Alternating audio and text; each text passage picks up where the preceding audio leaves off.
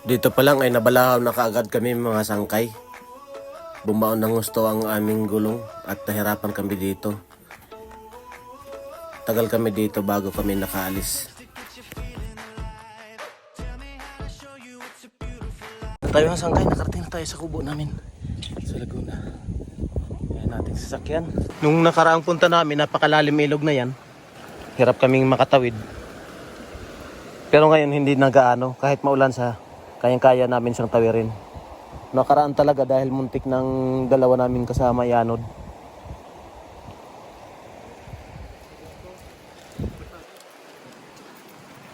Itong sinilungan namin ditong kubo, nakasilong lang kami. Hindi ito sa amin, hindi rin sa kanila. Hindi ko alam kung kanino. Ito yung mga hanap buhay nila dito. Itong uway. Di-deliver nila ito sa bayan. Sa ayaw sa gusto natin mga sangkay, mapipilitan tayo magtanggal ng buta. Kasi pati medyas na. Ay, hindi ko pala nabasa. Dating doon sa utulin natin. Sangkay, lusong na. Mga katalo. Tingnan nyo naman. Hindi ako makakisa. Dito muli naman kaming dadaan sa pagsubok. At hindi pagsubok dito sa pagtawid ng ilog. Kahit ganyan-ganyan lang siya pero malakas pa rin pala.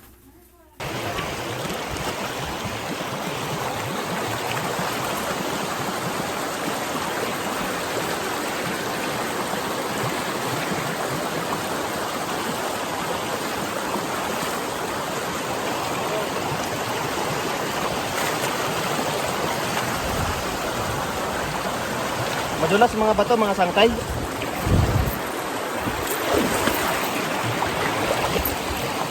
Muntik na ako matumba. Simula sa Paranaque ay nagbiyahe kami ng 4 na oras hanggang sa kubo namin sa Laguna. At simula sa kubo namin ay maglalakad kami ng mga halos 4 na oras hanggang dun sa pupuntahan namin.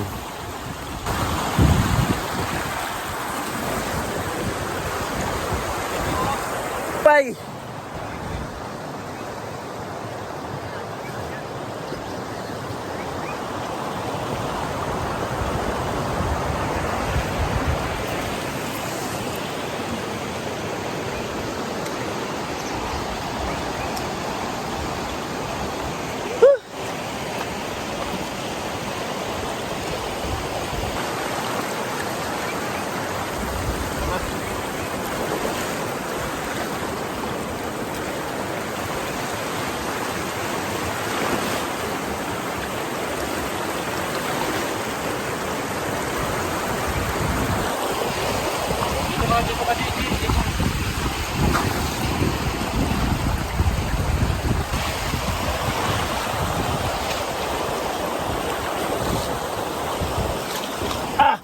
Tagumpay!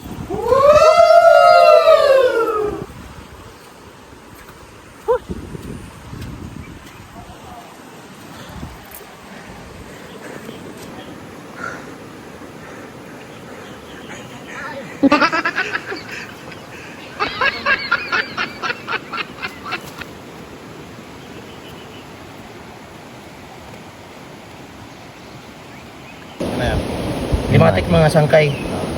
Ito yung mga naninirahan dito sa lugar na ito. Pagkain nila dugo ng tao. Kaya pagka walang mga tao dito, nagugutom sila. Mamayat. Yan. Matalon yan sa mata. Sumisip-sip yan sa mata ng tao. Mga sangkay ayan, nakakatakot to. Limatik. Dito sa binti ko. Nauna.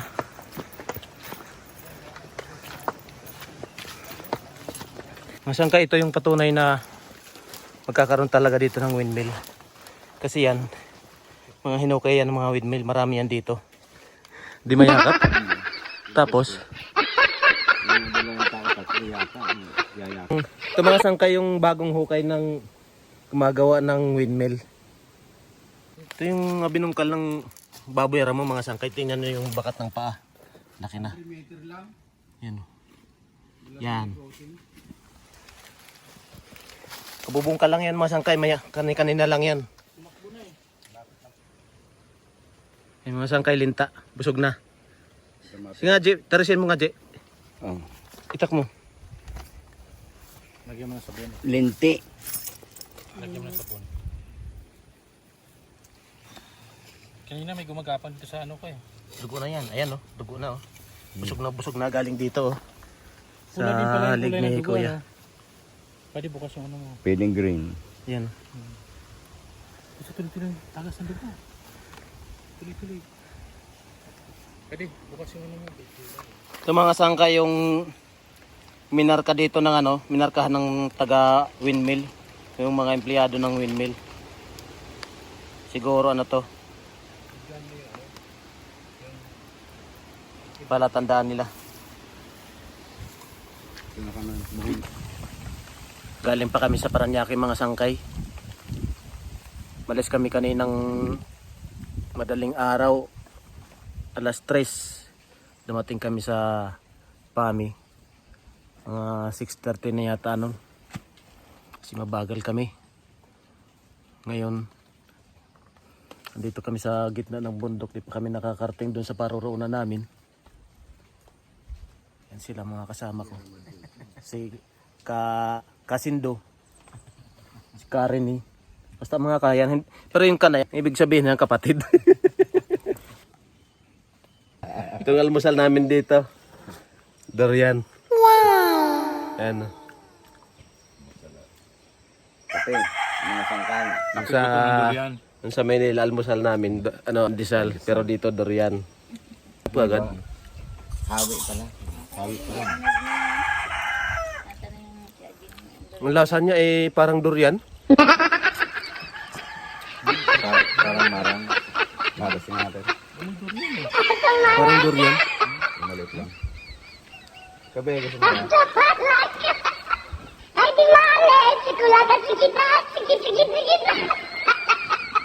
Ito mga sangkay itong buto na to. Tatanim namin yan. Ang bawat isa ng buto na yan, kinumpyuta namin yung magkano kikitain pag namunga. Milyon. Ang computation namin dito, di kami nagko-compute ng mga ki. Laging may aim. Ay hindi. 100 pala. Ay, 100 marami. Mali si RG. Sabi niya 50 lang. Sako-sako, no? Dami pa lang ang bunga to. Oo, isang po. Kaya, magaling ka sa ano, sa computation, magkano kitain nun? Hindi lang 10 yung tinanim ko kahapon. Oh? Oo, nabuto. Sa gitna ng, ay sa tabi ng daan. Andito kami ngayon sa gitna ng mga taniman ng kamuting kahoy. Mangunguha kami. Nag-harvest kami na hindi naman namin tanim. Pero paalam naman kami. Yung may mga bunga pwede na. Dito tayo.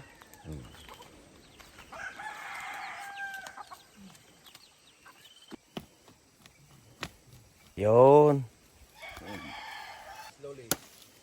Naku. Maliliit pa.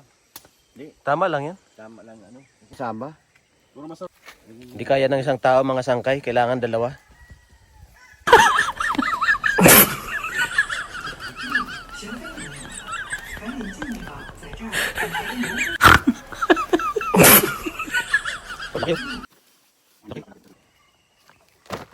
Tapos yung kakayo rin na nyog, dalhin nyo na rin.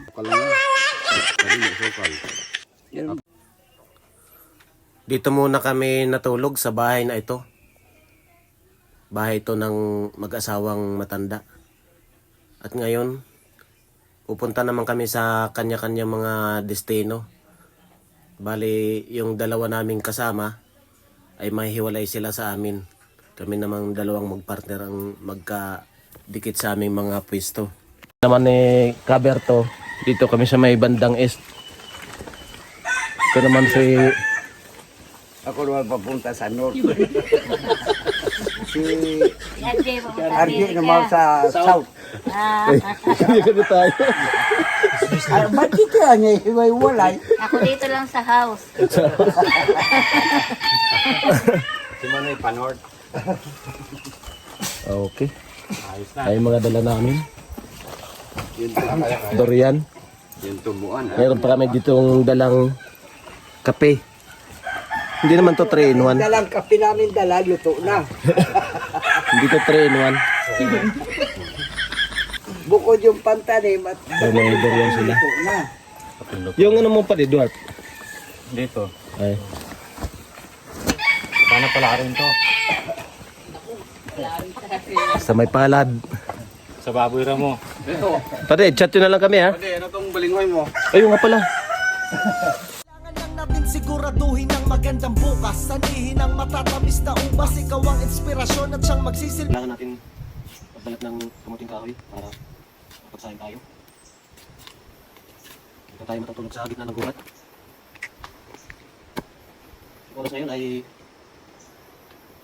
lapit na mag-alas 12. Kaya medyo magutom na. Okay na yan. May na ulit pagkatapos. So, tayo nakagawa na kami ng kubo. Ang kubo namin, mabilis lang namin ginawa. Ito yung nyog na itatanim natin.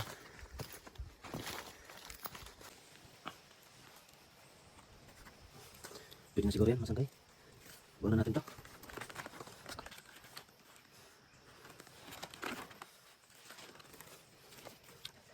Tinik.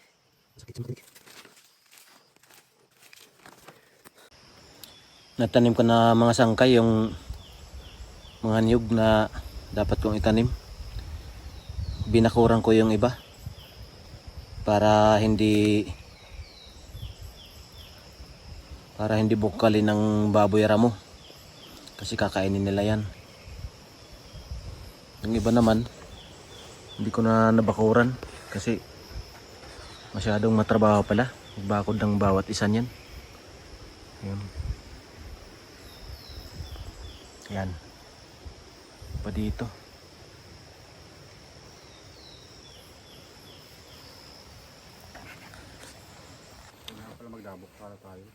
Ang oras ngayon mga sangkay, mga 4:30 pa lang ng hapon. Pero gabi na. Pero madilim na kasi siyempre nandito kami sa gitna ng gubat. Yung kasama ko si Karen dito siya matutulog sa ginawa niyang papag kama. Kamakamahan na. Medyo magulo lang konti kasi mamaya ililigpit din yan. Diyan kasi kami kumain kaninang tanghali. Ang tanghalian namin kanina ay kamuting kahoy at saka dilis na boro na in-order ko sa online. Mga sangkay, kain tayo. Ito yung pagkain natin. Kamuting kahoy. Saka ulam natin. Dilis na budo. Budo ang tawag nito sa amin sa Samar.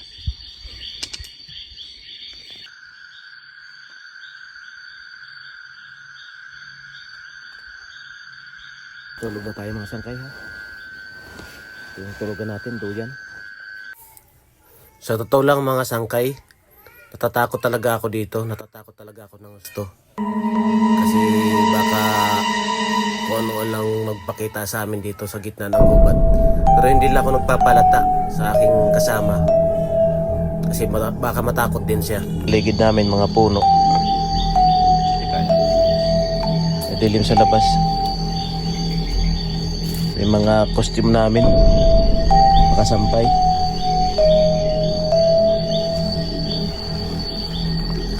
Ito yung si Karen naka-ninja na kasi sobrang lamig yung hangin. Bawal maggawa ng ingay dito sa gitna ng gubat. Yun ang respeto sa mga ibang naninirahan dito. Kaya kailangan namin matulog ng maaga.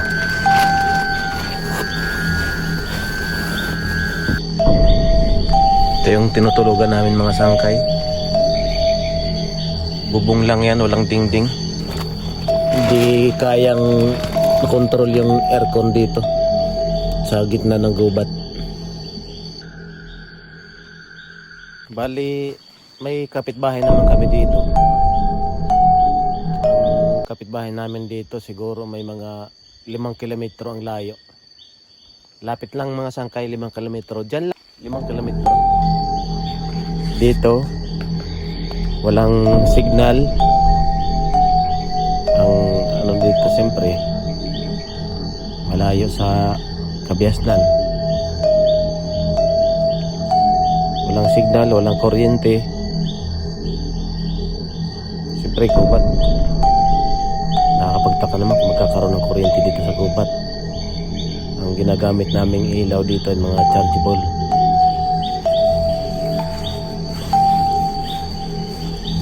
Kailangan natin magsuot ng sombrero mga sangkay kasi sobrang lamig dito. Kasi nga wala kaming dingding.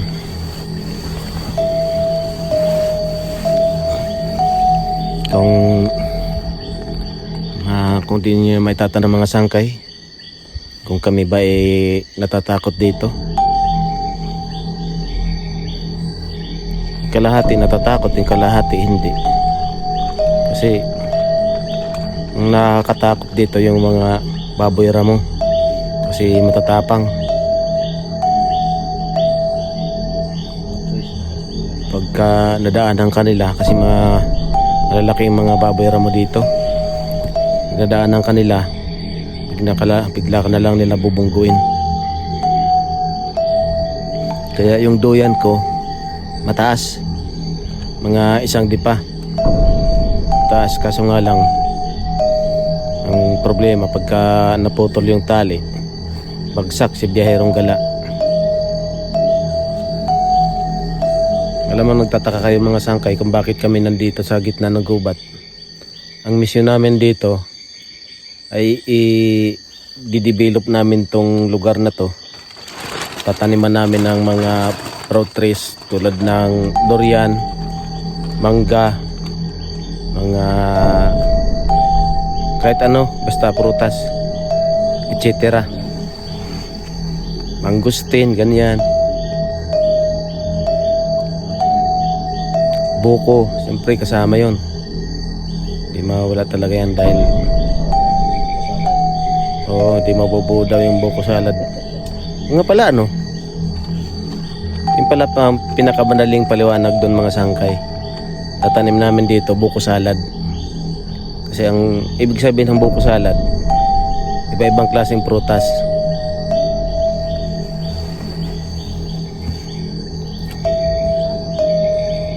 Kanina, mga padilim pa lang, ang daming mga ibon na mga huni. Maingay sila dito. Ngayon, ang oras ngayon ay may mga 8 o'clock na itong gabi. Medyo to mahimik na rin sila ng konti. May mga narinig kaming mga ibon na huni, pero pa isa-isa na lang, saka kuliglig. Paano mga sangkay? Good night.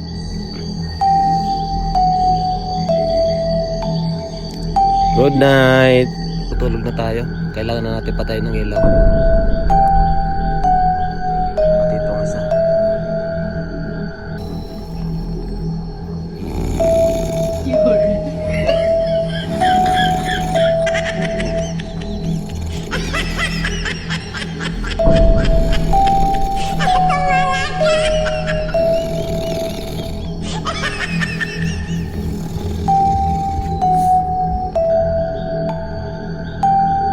Good morning mga sangkay. Umaga na. Gising na tayo.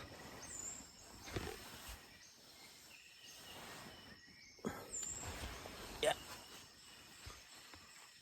Ay, maliwanag na. Sa taas. Sangkay, magsasaing tayo para makakain tayo. Isang araw tayo hindi nakakain ng kanin. Bigas. Kinain natin kahapon puro kamuting kahoy lang. Ngayon babawi tayo.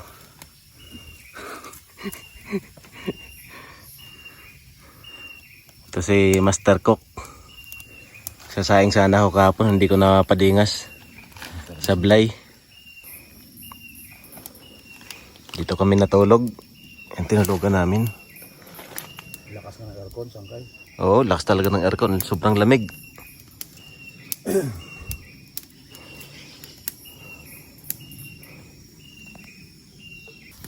Mag-iihaw kami ng toyo, mga sangkay.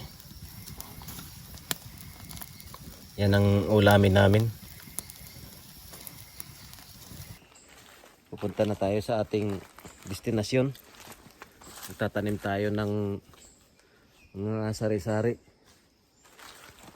Itong ating dala, mga buto dito na kung ano-ano lang. Tayo magtatanim mga sangkay. Bali, pinatabasan na natin to. Tinara lang natin yung mga puno, lalo na yung mga malalaki. Yan. Nilalaki daw kasi ng mga baboy ramo dito mga sangkay. Ang iba daw dito ay umaabot ng 100 kilos yung iba. Wow! Kaya nakakatakot siya. Lumalaban na daw yun sa tao.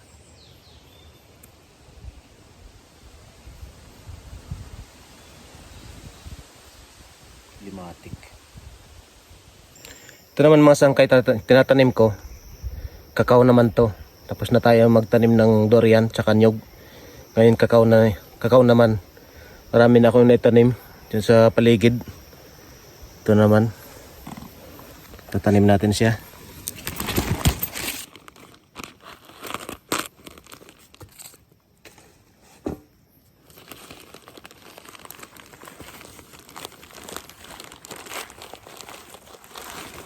Dito natin siya tatanim.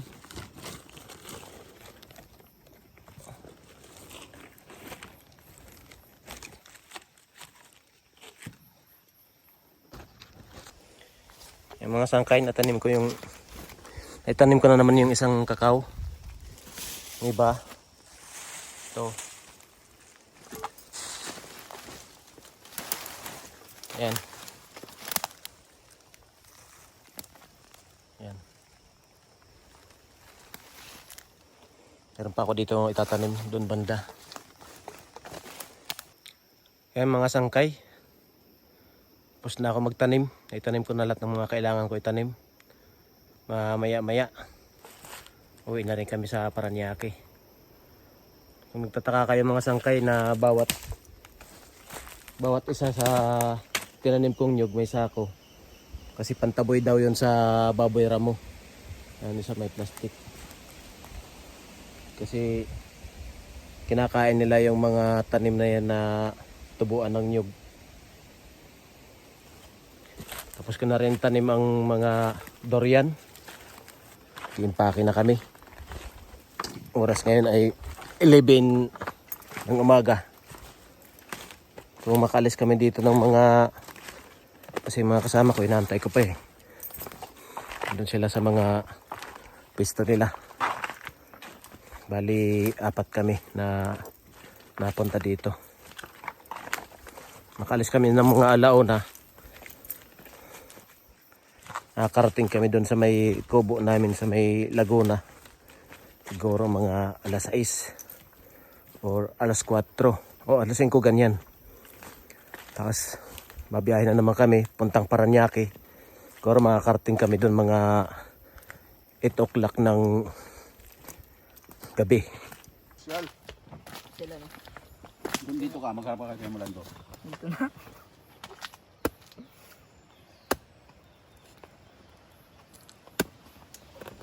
Ganyan daw mga sangkay yung pagbiyak ng durian.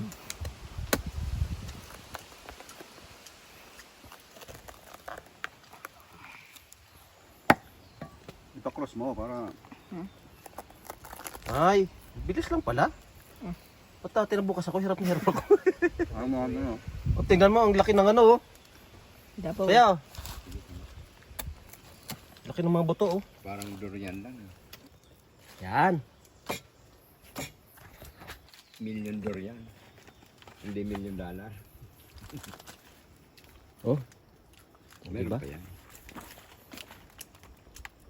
Oo ha. Ang kape ito.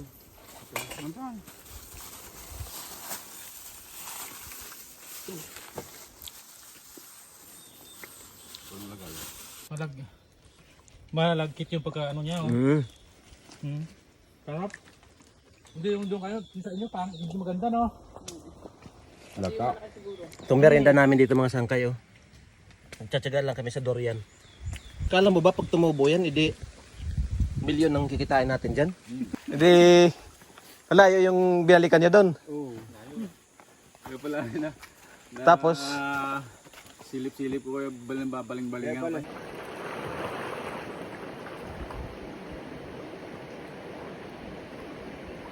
lalim. Lalim.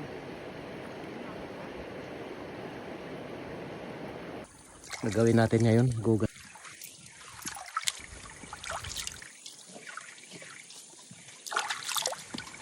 Ito na mga sangkay.